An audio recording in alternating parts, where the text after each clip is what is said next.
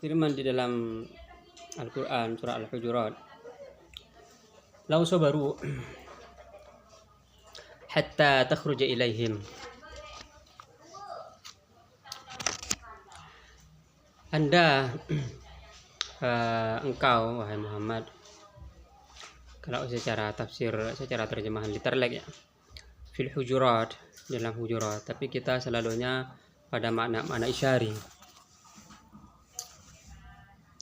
Maka engkau tetap di dalam hatimu hingga Nabi keluar. Maksudnya di situ jangan engkau memanggil Nabi di belakang hujurat, di dalam kamar hijrah, pakai bukan hijrah atau hajar atau. Nah, jika Anda ingin memanggil Nabi Muhammad SAW, biarkan beliau hingga keluar sendiri, dan biarkan beliau menerangi hatimu sehingga pelita Nabi Muhammad SAW menerangi hatimu. Ketika hatimu penuh dengan cahaya Nabi Muhammad SAW, maka panggillah Nabi dan bersalawatlah kepada beliau. Jika Anda memanggil Nabi Muhammad SAW di belakang hujurat, di belakang lubang-lubang atau di belakang kamar-kamar, sedangkan kamar itu adalah hati Anda yang penuh dengan ular, baik ular besar atau ular kecil. Nah, ini persoalannya di sini. Misalnya di antara yang memenuhi hati Anda itu adalah Anda berkata atau saya berkata, tidak ada seorang pun yang melebihiku, tidak ada seorang pun yang menang dariku, tidak boleh seorang pun mendahului saya yang harus memegang lembaga ini, saya harus memegang kepemimpinan ini, seseorang tidak boleh berpartisipasi. Maka ini bukan jalan thariqah kalau demikian. Jadi kita tahu, kami tidak menimbang atau tidak mengukur sebagaimana kita di dalam perjalanan thariqah ini, kita tidak mengukur seperti lari dalam lari maraton harus ada titik finishnya agar kita sampai ke sana. Tidak. Jadi kita ini berlomba-lomba sebenarnya untuk melakukan kebaikan-kebaikan. Memang demikian, berlomba untuk melakukan kebaikan, tetapi kita menyukai untuk orang lain sebagaimana kita atau kami menyukai untuk diri sendiri. Jadi kita saling berpartisipasi. Jadi ketika saya atau Anda misalnya suka berlomba-lomba di dalam kebaikan, maka Anda mencintai kebaikan itu untuk orang lain sebagaimana Anda mencintai kebaikan itu untuk diri Anda sendiri. Jika demikian, berarti Anda telah menang melawan nafsu Anda telah menguasai diri Anda. Dan Anda, jika demikian, maka Anda sudah mendapatkan keuntungan dua hal itu. Anda menang untuk orang lain, Anda menang untuk diri Anda sendiri. Maka berarti Anda sudah berada pada metode Nabi Muhammad SAW, baik qauli, fi'li, dan takriri. Dan Anda mengetahui dengan ini bahwa itu adalah wusul terhadap hadrat Allah Subhanahu wa taala. Jika berkata tidak, harus saya banyak sayanya, saya milik saya, untuk saya, warisan untuk saya, berarti saya lebih baik dari dia, ana khairum minhu, seperti ucapan iblis. Berarti ini sudah masuk penyakit saya ini. Kemarin sudah dijelaskan tentang 3 level tugas yang jadi tirai di maqam ihsan. Saya yang mukasyafah misalnya, saya mempunyai bukti-bukti. Jika demikian, ini sudah keluar dari jalan thariqahnya, ini masih perlu perjalanan panjang lagi.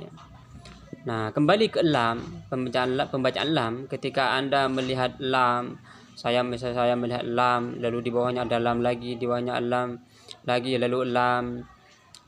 setiap lamnya itu lebih besar dari lam yang lain, ini menunjukkan bahwa pengetahuan tentang lam itu masih terus meluas, dan meluasnya itu bersama-sama. Jadi buminya itu tidak sama dengan bumi kita ini, tapi itu adalah bumi yang kedua. Begitu juga langitnya itu tidak sama dengan langit kita ini, tapi dia adalah langit yang kedua. Langit yang kedua itu lebih besar dari langit pertama, begitu juga bumi yang kedua lebih besar daripada bumi yang pertama.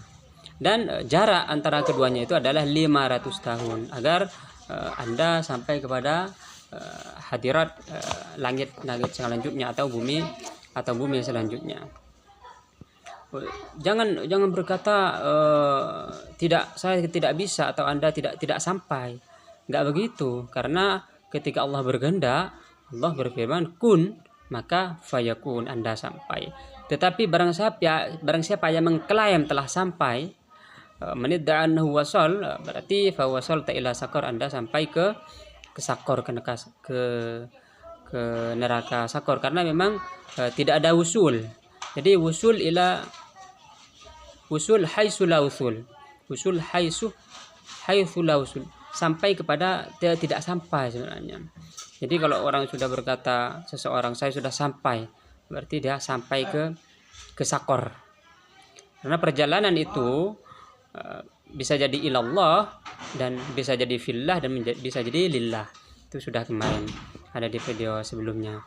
Jadi usul itu usul ilallah, fillah dan lillah. Nah, kalau ilallah berarti jika Anda usul kepada syekh, maka Anda sudah usul ilallah, karena syekh itu adalah pintu gerbangnya Allah. Jadi kalau usul fillah mengulang dari yang kemarin atau semakin memperlebar ini. Kalau usul fillah ini berarti ketika Anda menembus malakut dan terus Anda berjalan di dalam malakut Allah, di dalam markum kitabnya, Anda mengetahui yang tinggi dan yang rendah, Anda mengetahui ain dari makna. Nah, ketika itu berarti Anda berjalan fillah. Nah, ketika Anda menjadi atau menguasai jiwa atau nafsu Anda dan Anda tidak menoleh kepada malakut, lalu jabarutnya al-haq sudah menjadi terang bagi Anda, lalu Anda fana secara total dan Anda melemparkan diri Anda di dalam hadirat jabarut, maka perjalanan Anda adalah lillah. Nah, jadi jika Anda berkata saya sudah usul ilallah, lalu Anda membuatkan tempat untuk Allah dan membatasi dia dengan waktu, dengan ruang dan waktu, berarti Anda sampai ke sakor. Nah, kalau ilallah, usul ilallah atau sair ilallah itu masih di dalam malakut. Oleh karena itu di sana Anda usul kepada syekh Anda.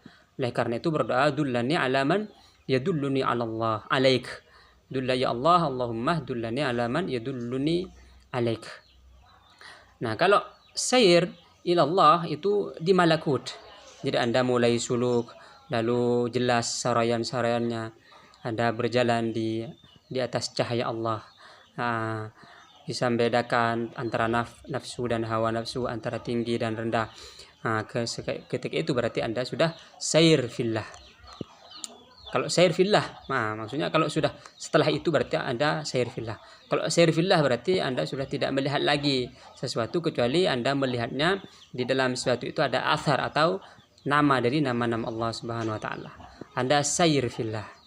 Jika Anda melewati level ini berarti hingga